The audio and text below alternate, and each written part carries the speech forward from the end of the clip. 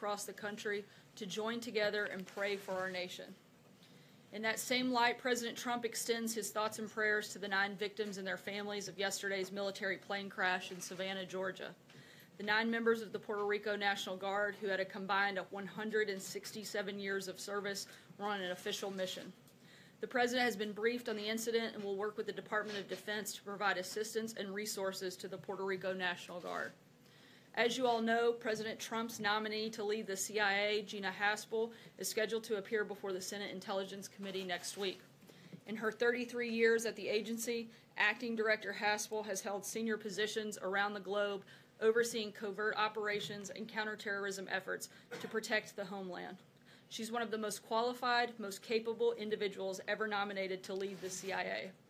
We are seeing widespread support from across the political spectrum and within the intelligence community. People that worked at the CIA, people that led the CIA, support Acting Director Haspel.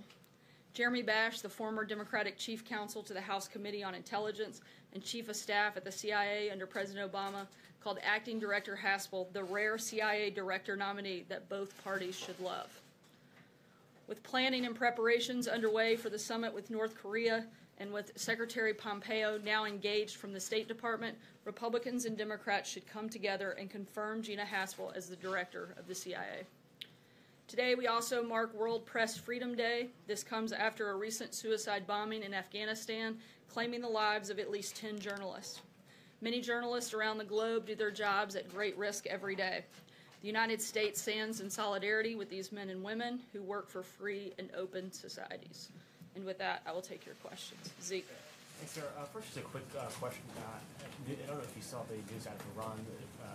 Foreign Minister's video statement saying that Iran would not renegotiate or add on to the JCPOA. How does that influence the president's thinking? Do you have any response to that? We don't have any announcements at this time. When the president has a final decision on what he will do in terms of the JCPOA, we'll let you know. And secondly, on the other topic in the news today, could you explain why the president, when he answered questions to reporters a few weeks ago about the $130,000 payment from Michael Cohen to Stormy Daniels, why the president was not truthful with the American people and with the people in the street?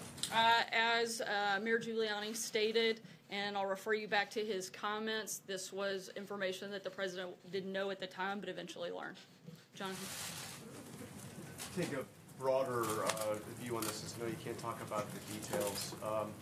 But can I ask you, when the president so often says things that turn out not to be true, when the president and the White House show what appears to be a blatant disregard for the truth, how are the American people to trust or believe what is said here or what is said by the president? We give the very best information that we have at the time. I do that every single day, and will continue to do that every day I'm in this position. But the president, I mean, when the story first happened, came out that Ty Cobb would be leaving and Emmett Flood would be coming in. The president said fake news, said it was not true.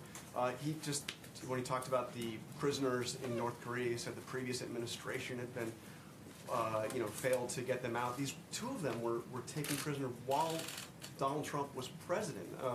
And obviously the totally conflicting statements on the Stormy Daniels payment. And these are statements that are just not true. When it comes to North Korea, I think you could also look at Otto Warmbier, who was detained during a previous administration, as was one of the current detainees. And so that would reflect the president's comments that he made.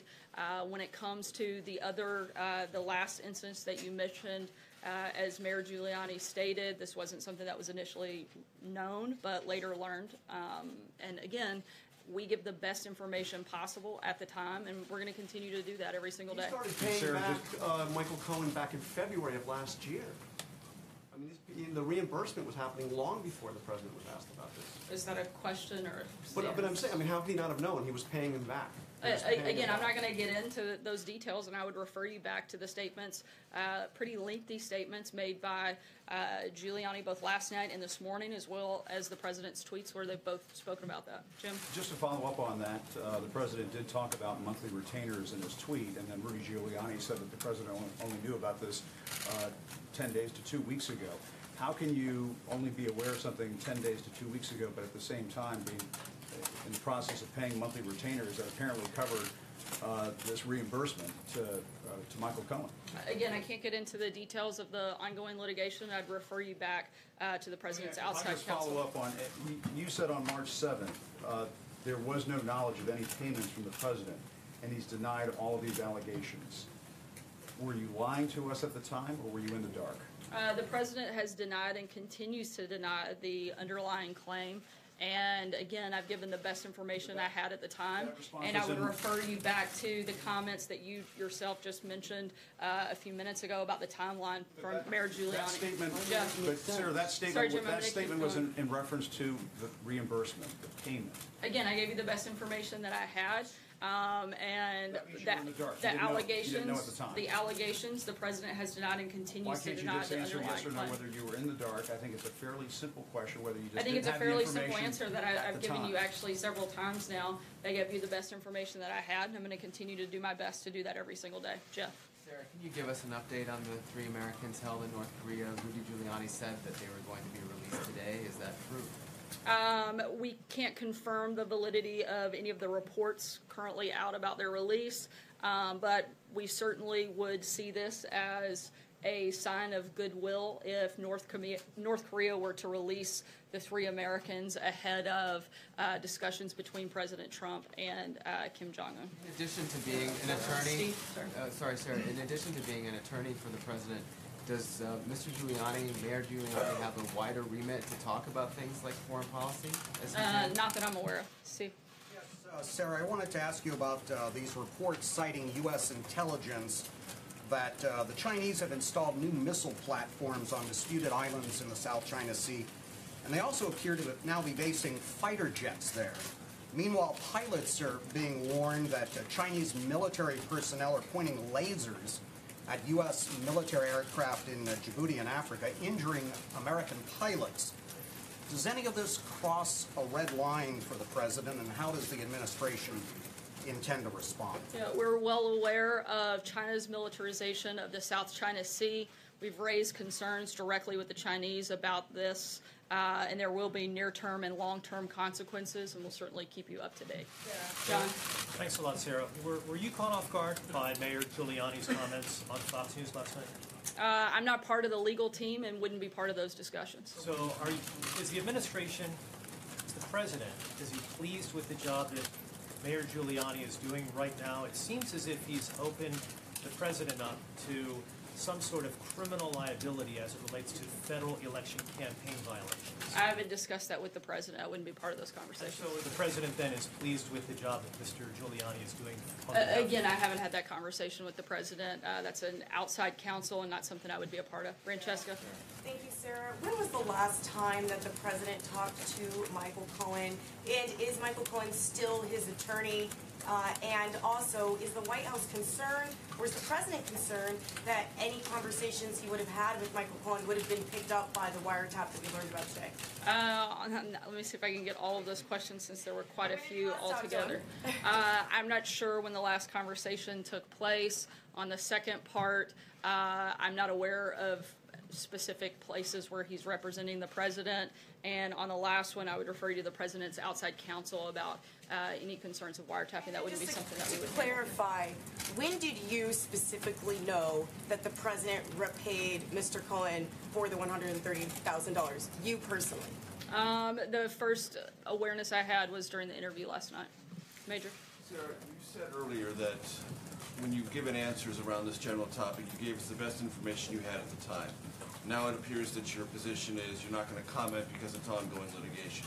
Have you been advised not to wade into this to protect yourself from any potential legal exposure by giving either false information or information that proves later not to be able to be withstood in court? No, but I would always advise against giving false information. As a person of But to the human point- decency, but I the- do but the my point best of to give Jonathan's question correct earlier, information. when you say before that you gave the best information you had at the time, And I you turn- continue to do that today. but it turns out not to be correct or accurate, are you then trying to limit the liability that you may encounter by not dealing with any of those questions now and pushing it all off because you say it's ongoing litigation? Again, I'm giving the best information I have. Some information I am aware of and some I'm not. When I can answer, I will. But beyond that, I really don't have anything to add. Let me ask you something that the mayor said last night, not related to the questions you've gotten so far. He said, he, meaning the president, fired Comey because Comey would not, among other things, say that he wasn't a target of the investigation. Is that the White House position now, explaining why James Comey was fired? There are a number of reasons that James Comey was fired. The president's named several of them, but the bottom line is he doesn't have to justify his decision. The president has the authority to fire and hire, and I think every single day we've seen that he made the right decision in firing James Comey. Again, I think that there are a number of reasons that he was fired. Certainly, James Comey was fired for lying, leaking, and politicizing the FBI. And the president has been, I think, repeatedly, day after day, been proven to be exactly right in his decision to fire James Comey. Shannon, sorry, Major, I'm going to keep going. This is a completely tainted investigation. Do you agree with that? Can you? He said it's a completely tainted investigation. Do you agree with that? Shannon, go ahead. Can you clear up this timeline a bit, back to Jim's question about when exactly did the president learn that the payments were going to Michael Cohen to cover the Stormy Daniels? I would refer you back to Mayor Giuliani's comment, and for anything further, I'd refer you to 2 weeks. And did the president know that Mr. Giuliani would specifically be talking about these payments on Hannity last night? Was he aware of the time and the method? I don't know. Mr. That's a Giuliani question was? you'd have to ask the mayor. Do you know? Thank you very much. A follow-up to Jeff's question. Jay Sekulow and Rudy Giuliani have both commented publicly on the North Korean hostages. Are they involved in any way in efforts to secure their release? Not that I'm aware of. Why are they commenting on this? That's a question you'd have to ask them. I don't speak for people on the outside. Christopher? Is the president concerned that his own Justice Department authorized a wiretap that may have gathered communications between him and his personal attorney, Michael Cohen? Again, I'm not sure of the comments on that report or the claims in that report. That's something that you would have to talk with the Department of Justice and the President's outside counsel. When he learned the reporting that Michael Cohen's phones were wiretapped several days before? I haven't talked to him about that, and again, I can't verify the validity of that report. Just going back to the payments question, how many payments did the president make to Michael Cohen after the election? You'd have to ask the President's outside counsel. But Sarah, you're standing there Sorry, speaking Christopher. for the president. Can I just ask you about Rudy Giuliani's comments? Rudy Giuliani said this morning, imagine if that came out on October 15th, 2016, in the middle of the last debate with Hillary Clinton, a reference to the payment. So does the White House now acknowledge that that payment was made with politics in mind? Again, I'm not aware of the back and forth, and I would refer you to the President's outside counsel.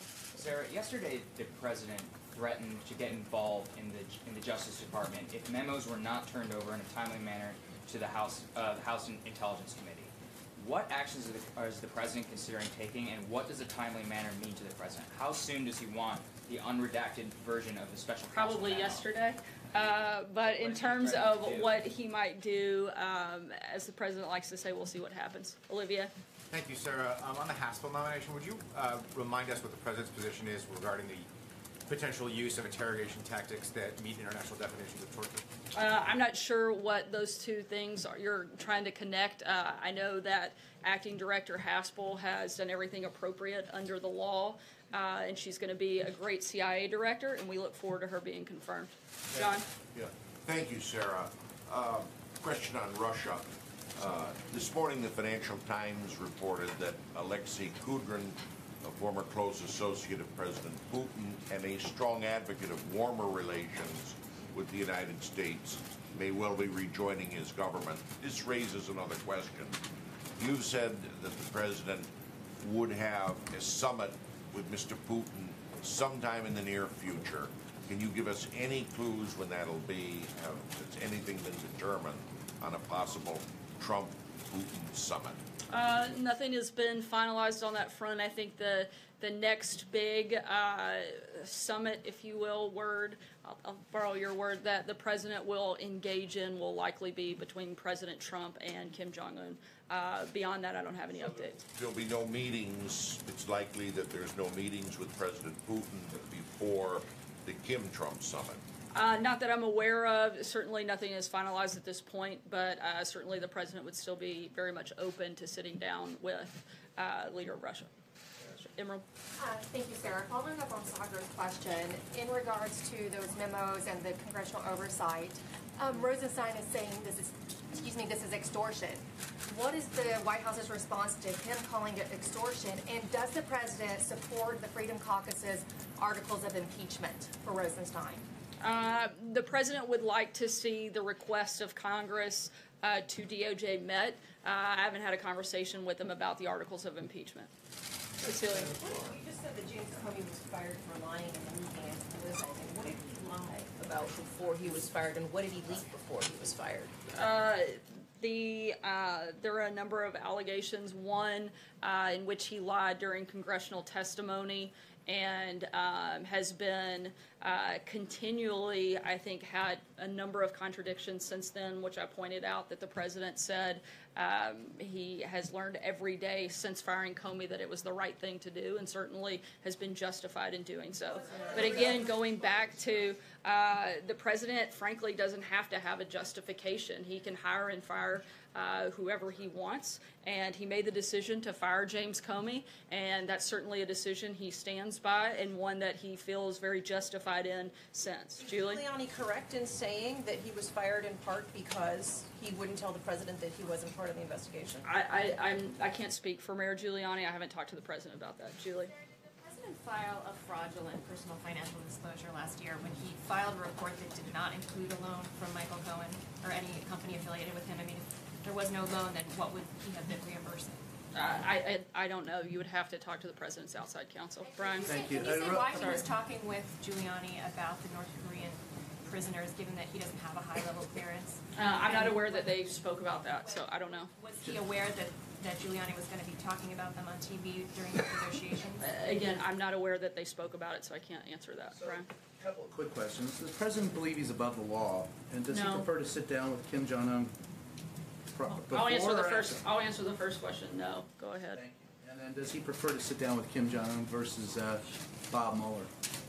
I certainly think that the president feels like stopping a nuclear war and helping protect the safety and security of people across the globe would certainly be the number one priority of the president of the United States, and certainly I would think would be the priority that most Americans would share and support the president doing.